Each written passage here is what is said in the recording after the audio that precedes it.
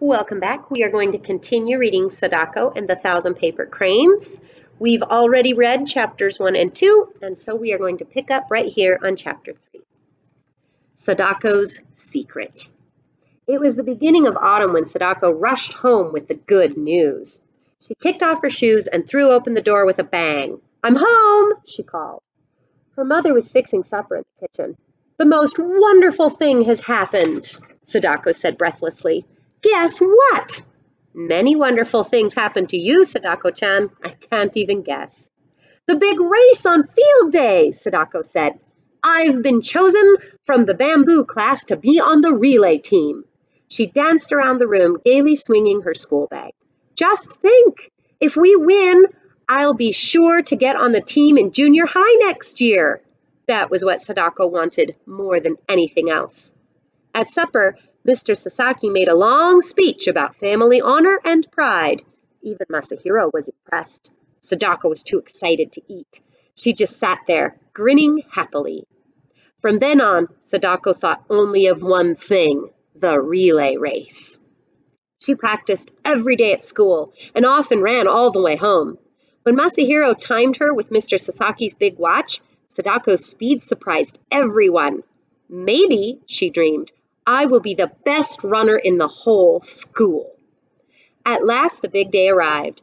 A crowd of parents, relatives, and friends gathered at the school to watch the sports events. Sadako was so nervous, she was afraid her legs wouldn't work at all.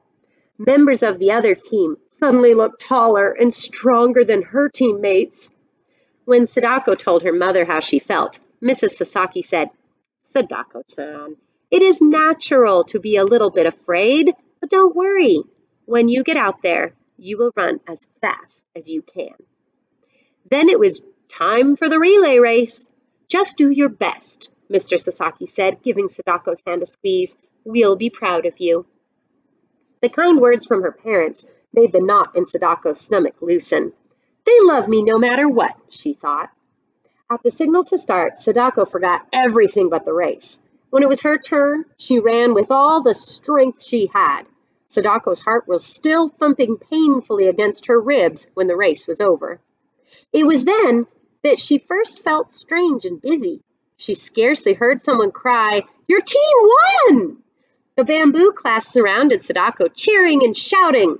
She shook her head a few times, and the dizziness went away. All winter, Sadako tried to improve her running speed. To qualify for the racing team in junior high, she would have to practice every day. Sometimes, after a long run, the dizziness returned. Sadako decided not to tell her family about it. She tried to convince herself that it meant nothing, that the dizziness would go away. But it didn't. It got worse. Frightened, Sadako carried the secret inside of her. She didn't even tell Chizuko, her best friend. On New Year's Eve, Sadako hoped she could magically wish away the dizzy spells.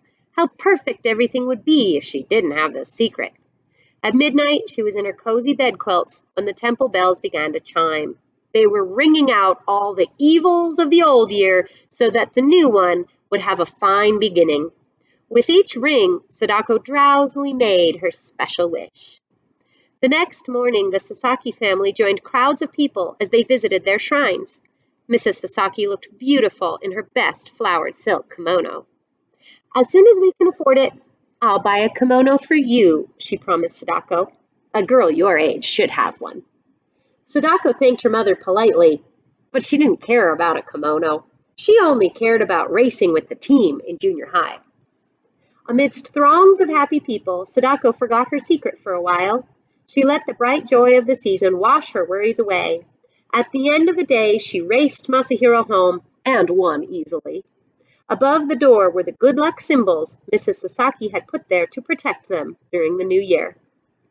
With a beginning like this, how could anything bad happen? Chapter 4. A Secret No Longer. For several weeks it seemed that the prayers and good luck symbols had done their work well. Sadako felt strong and healthy, and she ran longer and faster. But all that ended one crisp, cold winter day in February. Sadako was running in the schoolyard. Suddenly, everything seemed to whirl around her, and she sank to the ground. One of the teachers rushed over to help. I guess I'm just tired, Sadako said in a weak voice.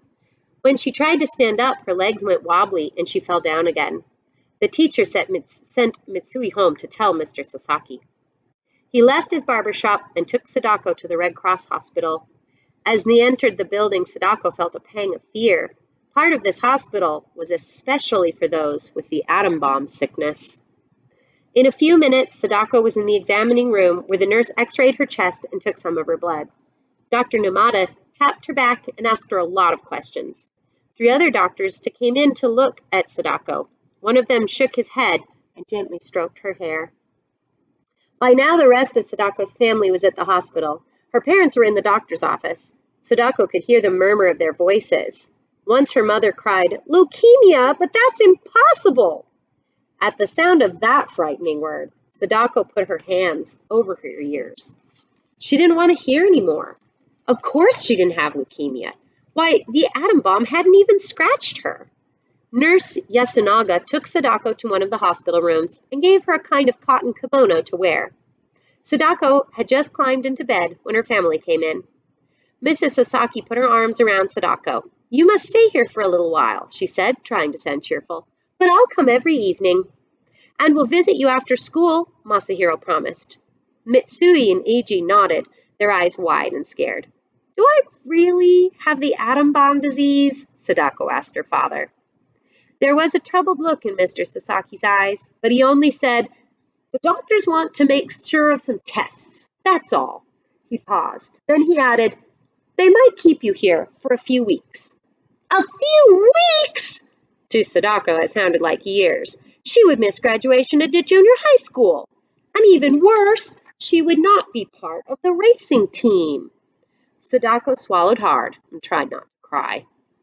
Mrs. Sasaki fussed over Sadako. She plumped the pillows and smoothed the bedspread. Mr. Sasaki cleared his throat.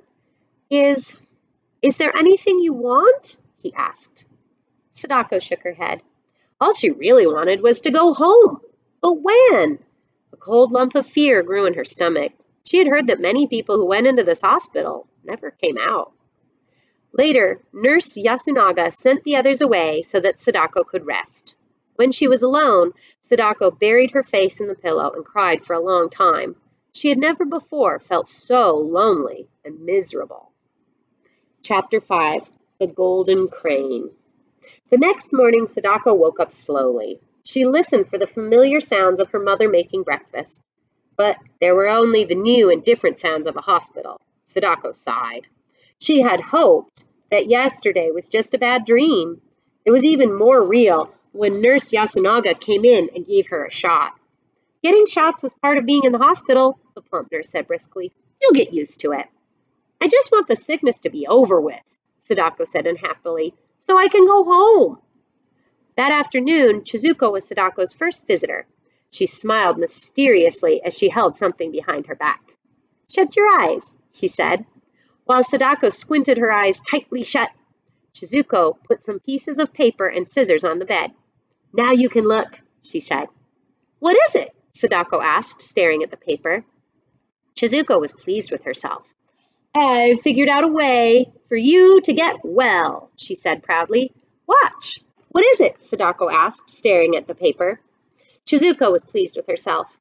"I've figured out a way for you to get well," she said proudly. "Watch."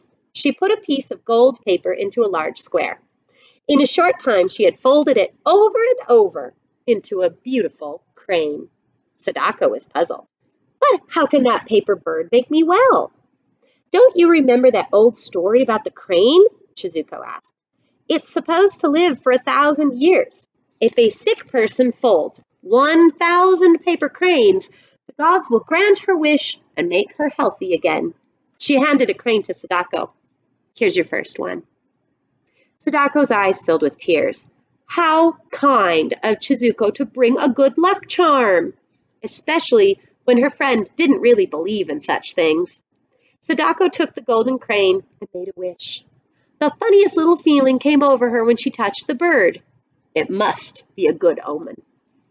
"Thank you, Chizuko-chan," she whispered. I'll never part with it. When she began to work with the paper, Sadako discovered that folding a crane wasn't as easy as it looked. With Chizuko's help, she learned how to do the difficult parts. After making 10 birds, Sadako lined them up on the table beside the golden crane. Some were a bit lopsided, but it was a beginning. Now I have only 990 to make, Sadako said. With the golden crane nearby, she felt safe and lucky. Why, in a few weeks, she would be able to finish the 1,000. Then she would be strong enough to go home. That evening, Masahiro brought Sadako's homework from school. When he saw the cranes, he said, "There isn't enough room on that small table to show off your birds. I'll hang them from the ceiling for you." Sadako was smiling all over. "Do you promise to hang every crane I make?" she asked. Masahiro promised. "That's fine," said Sadako, her eyes twinkling with mischief. "Then you'll hang the whole 1,000. 1,000, her brother groaned. "You're joking." Sadako told him the story of the cranes. Masahiro ran a hand through his straight black hair. "You tricked me," he said with a grin, "but I'll do it anyhow." He borrowed some thread and tacks from Nurse Yasunaga and hung the first 10 cranes. The golden crane stayed in its place of honor on the table. After supper, Mrs. Sasaki brought Mitsui and Eiji to the hospital. Everyone was surprised to see the birds. They reminded Mrs. Sasaki of a famous old poem. So here we have an image of her with her birds. Out of colored paper, cranes come flying into our house. Mitsui and Eiji liked the golden crane the best, but Mrs. Sasaki chose the tiniest one made of fancy green paper with pink parasols on it. "This is my choice," she said, "because small ones are the most difficult to make." After visiting hours, it was lonely in the hospital room, so lonely that Sadako folded more cranes to keep up her courage. 11, I wish I'd get better. 12, I wish I'd get better. So we will pause there and come back to hear the conclusion of our story in the next section.